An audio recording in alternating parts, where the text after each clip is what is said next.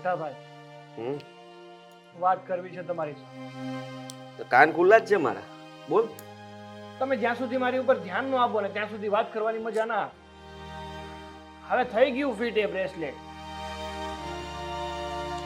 હા તો બોલો, શું કેવું છે તમારે? ફૈબા આવ્યા છે પાછા ઘરમાં, ખબર જ છે તમને. તો ખબર છે મને કે ફૈબા આવ્યા છે અને થોડાક દિવસ રહીને જતા રહેશે. આજે 10 દિવસ પહેલા જ આવ્યા હતા, તા પાછા આવીને બેસી ગયા. સાગર, સમજવાની કોશિશ કર કે એ આપણા ફૈબા છે. હા, ઘરમાં મમ્મી પપ્પા નથી, તો પછી તું જ વિચાર કર ને કે સારું કહેવાય કે આપણા ઘરમાં કોઈ વડીલ આવે છે. રહી વાત તો પપ્પા હોત તો એમની બેનને કોઈ દિવસ કઈ ખોટું લાગે એવું કામ કરત? ન કરત. પણ મને ખબર છે ને. છે આપણે કોઈ કાકા? હા, બીજું કોઈ સગુવાલું છે આપણું કે જે આપણી સાથે બેસે, આપણી સાથે વાતો કરે, આપણા ઘરે આવે? અત્યારે કોઈ પાસે એકબીજા માટે સમય જ નથી. તો તું વિચાર કર ને કે છતાંય તે ફૈબા આપણા માટે સમય કાઢે છે કે મારા ભત્રીજાઓ શું કરે છે, અને આ 10 દિવસે મળવા આવે એ સારી વાત કે? ભાઈ તું હા બોલ. હા બોલ. ફૈબા ઘરમાં આવે ને એનાથી મને કોઈ પ્રોબ્લેમ નથી, પણ તમને ખબર જ છે કે ફૈબાનો સ્વભાવ કેવો છે. આ કવાડે કાપે ને એવી જીભ છે એમની. હવે રસ્તે ચાલ્યા જતા હોય ને અને જો બે લોકો શાંતિથી જતા હોય ને તો એમની વચ્ચે ઝઘડો કરાવે એમાંના છે આ. જૂની રૂઢીવાળા છે થોડા, અને થોડાક નટખટ છે. ફૈબા આપણે એવું ના કહી શકીએ ઝઘડો કરાવી જ શકે. આપણામાં સમજણ હોય તો ઝઘડો ના થાય. હા, જો હવે તું ફૈબાની આવી ફરિયાદો કરતો હોય ને તો એ વાત ખોટી કહેવાય. એના સારા ગુણ જો ને કે એમને જમવાનું કેટલું બધું ભાવે. હા હા, જમે કેટલું બધું. ખબર છે. જો એની ઉપરથી એક વાત કહું તો, એક તો ફૈબા અહીંયા આવ્યા છે, 3-4 દિવસ માટે આવ્યા છે અને 4 થી 5 ઠેલા લઈને આવ્યા. હા, તો સારું કહેવાય ને. બીજી વાત, મારી માટે સ્પેશિયલી હા, મને બહુ ભાવે ને એટલે 5 દિવસ જૂની ભાખરી, વાસી કહેવાય ને, એ ભાખરીને વઘારીને મારી માટે સ્પેશિયલી લાવ્યા છે.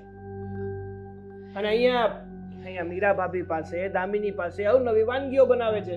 તો એ આપણા માટે સારું છે. 2 કિલો લાડવા લાવ્યો તો, એક ટાણામાં 2 કિલો લાડવા પૂરા કરી દીધા. જો ઘરમાં આ ફૈબા આવે એટલે આપણને પણ જમવાનું સારું મળે. હા, વિચાર કર કે મિષ્ટાનો બને, ફૈબાને પેટ ભરીને જમવા માટે થઈને ફૈબા કહે એટલે.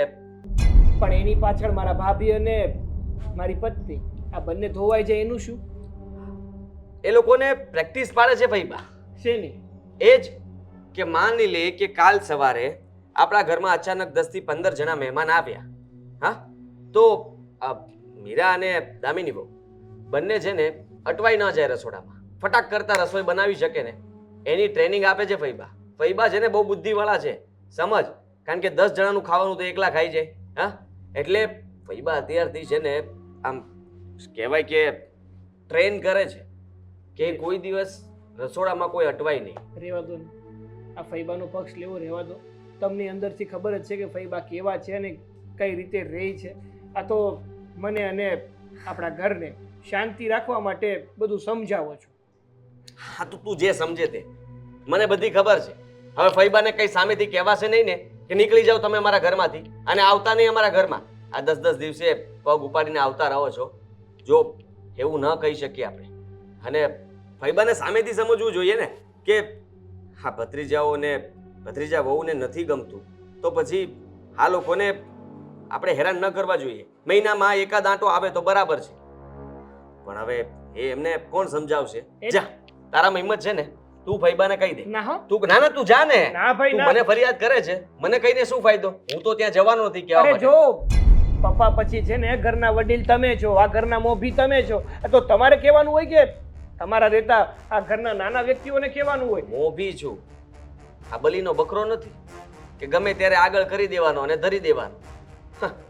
એ તો ઠીક છે, પણ હવે ગમે એમ તો એ વિચારણા તો આપણે જ કરવી પડશે ને કંઈક. અને તમે શું કહેતા હતા કે બીજા કોઈ સગા સંબંધી આપણી ઘરે આવતા નથી, એમની પાસે સમય નથી, જ્યારે આ ફૈબા એ તો ફ્રીના ફ્રી જ હોય છે. ઠીક છે, હું એવી કોઈ કોશિશ કરીશ કે ફૈબા જે આ બહુ અવારનવાર આવ્યા કરે છે ને એ ના આવે. એના માટે હું કંઈ વિચારીશ. હા, હવે આવ્યા છે તો શાંતિ રાખજો ઘરમાં. શાંતિ જ છે. આ હોળી પ્રગટાવવાનું કામ તો એ જ કરે છે.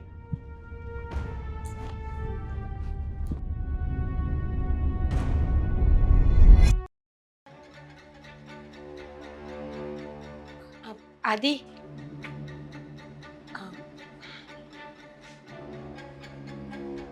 હા શું થયું? ફઈ હા તો તો સાથે લેતા જાવ ને. બહાર જાઓ છો ને, મૂકતા આવજો. કાંડો સમજે જ મને. ફઈબાને સાથે લેતો જાવ. ઓફિસને ચલાવવાની છે, ઊંધી નથી પાડવાની. ઓફિસે નહીં, એમના ઘરે ઘરે મૂકતા આવો એટલે કામ પતી જાય. આદિ હું કંટાળી ગઈ છું. અરે કેવી વાત કરે છે હા? આ જરાક વિચાર તો કર. શું ફઈબા હવે આવ્યા છે તો એને સામેથી એમ ઘરે મૂકવા જવાતું હશે? અરે બાનું ઘરે કાઢીને? બાનું કાઢીને પણ એવું બાનું તો હોવું જોઈએ ને કઈ. છે તારી પાસે? તમે આટલા સ્માર્ટ છો, કેટલા હોશિયાર, સમજદાર, સુલઝેલા વ્યક્તિ છો, પતિ છો, મારા પતિ. તમારી પાસેથી મને આટલી તો આશા હોય ને. સાચી સોરી, પણ બીજી આશા હોવી જોઈએ. ફઈબાને મૂકવા માટેની આશા છોડી દે. ઠીક છે, તો આપણે બંને 20 દિવસ 25 દિવસ ફરવા જતા રહીએ. બિલકુલ નહીં, ફઈબા ત્યાં સાથે આવશે તો ઠીક છે. તું વાત કરી લેજે.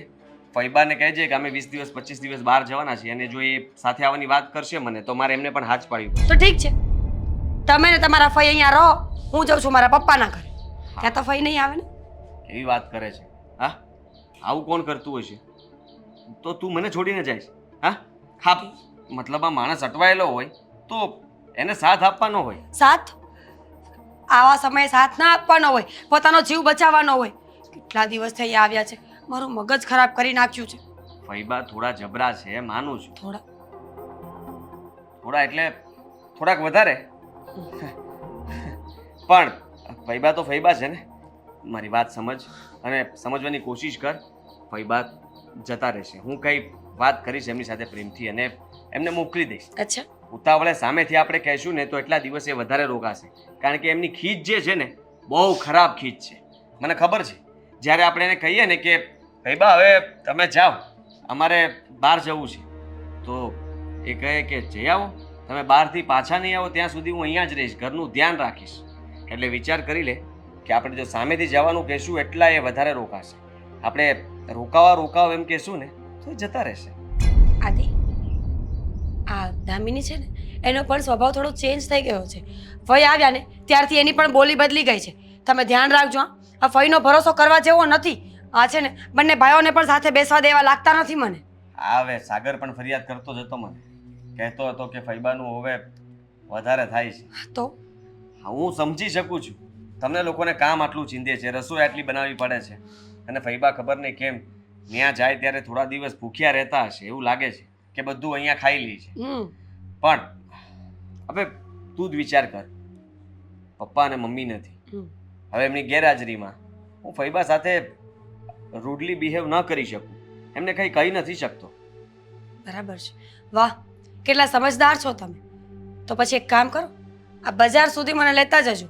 ફઈએ મારી પાસે લિસ્ટ બનાવીને મોકલાવ્યું છે. શેનું? કાજુ, બદામ, પિસ્તા, અખરોટ, અંજીર, કાળી દ્રાક્ષ, લીલી દ્રાક્ષ અને ફ્રૂટ પાછું અલગ. સફરજન, કેળા, દ્રાક્ષ, પાઇનેપલ, તરબૂચ, ખબર નહીં શું શું. મીરા સાંભળ, ફઈભાઈ આટલું મોટું લિસ્ટ બનાવ્યું? ડાયટ પર છે ને ફઈ. આ ડાયટ છે? ખાલી ડ્રાય ફ્રૂટ અને ફ્રૂટ પર રહેવાનું છે.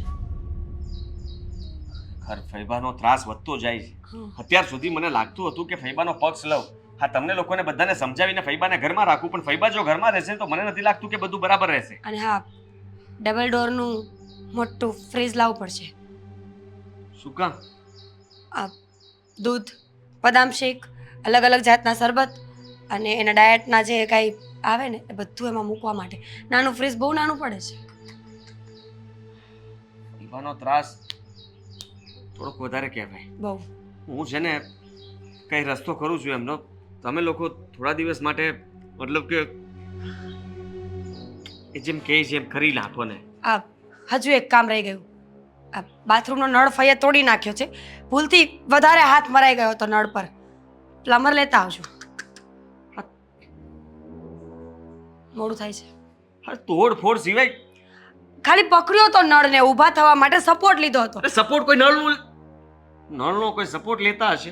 હા ભાઈ ફઈને અહીંયા ચોકડીમાં નવાનું કહેવાય. હા સવારમાં 5 વાગ્યામાં જાગીને એને કે ચોકડીમાં નાઈ લ્યો. હા બાથરૂમમાં નહીં જવાનું. પરમદિન આયા હતા. લપસ્યા ને બે લાદી તોડી નાખી છે, એ પણ ઠીક કરાવવાનું રહી ગયું. જો યાદ આવ્યું. ચાલ હું જાઉં છું. મારે બજારમાં આવવાનું હતું. તો ચાલ.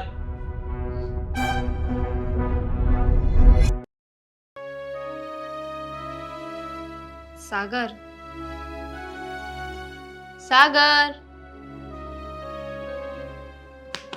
હા કોના સપનામાં ખોવાયા હતા? એકની સાથે પરણ્યો પછી મારી શું કહેવાય હેસિયત છે કે હું બીજીના સપના જોઉં? ના વાત તો એવી રીતે કરો છો ને કે જાણે હું તમને કેટલું હેરાન કરતી હોય. એટલે નર્કમાં કેમ તેલમાં પકોડા તળે એવી રીતે તમારા પકોડા તળતી હોય ને એવી રીતે વાત કરો છો. હવે એ જ બાકી રહ્યું છે. મંગાવો તેલ અને તળો મારા પકોડા. એ વાત સાચી, પણ તમે છે ને આખા એમાં ડૂબાશો નહીં. તમારા કટકા કરવા પડશે એના માટે. ઓહ, તારે શું કેવું તું એ કહીશ કે પછી પકોડામાંથી ઊંચી નથી આવવાનું? સાગર, હમ હા ભાભી હમણાંથી આવું વર્તન કેમ કરે છે ને મને એ નથી સમજાતું. કેમ વળું? શું કર્યું ભાભીએ તારી સાથે? અરે મારે બીજું કામ હતું ને તો નાસ્તો બનાવવામાં થોડી વાર લાગી. હા તમને તો ખબર છે ને કે મોટા ભાઈને રોજ સવારે જ્યુસ પીવા જોઈએ છે, તો નહોતું બન્યું. તો ભાભી આવીને કેટલા ગુસ્સે થઈ ગયા, મન ફાવે એમ બોલવા લાગ્યા. આ હું બધા જ કામ કરું છું, એમને ક્યારેય કોઈ કામનું કહેતી પણ નથી. અને મને એટલી ખબર છે કે હું ઘરની નાની બહુ છું, બે કામ વધારે કરી લઈશ તો કંઈ થઈ નહીં જાય. પણ સાવ આવી રીતે તો ના હોય ને કે મને નિગ્લેક્ટ કરે. તારી વાત સાચી છે, પણ આમ અચાનક ભાભીને વળી શું થઈ ગયું? બાકી તમે બંને તો આ સગી બહેનો હોય ને એને કરતાં પણ વિશેષ રહ્યો છો, તો આમ અચાનક ઝઘડો કેવી રીતે થઈ ગયો? અચાનક નહીં, આવું પહેલાં પણ થતું હતું, પણ મેં ક્યારે આ વાત ઉપર ધ્યાન જ ના દીધું. ઇગ્નોર જ કરતી રહી કે ભાભી મારી સાથે આવું કંઈ કરે છે, મારી સાથે સગી બેનની જેમ રહેવાનું નાટક કરે છે. પણ એ અંદરથી કંઈક બીજા અને બહારથી કંઈક બીજા છે. એ વાત તો ઠીક છે, પણ સાચું કહું ને તો તું હમણાં કહેતી હતી ને કે તમે શું વિચાર કરો છો, તો હું પણ કંઈક એવા જ વિચારોમાં હતો. તમે ભાભી વિશે વિચારતા હતા? ના, હવે ભાભી વિશે નહીં, ભાઈ વિશે વિચારતો હતો. ભાઈ વિશે શું વિચારતા હતા?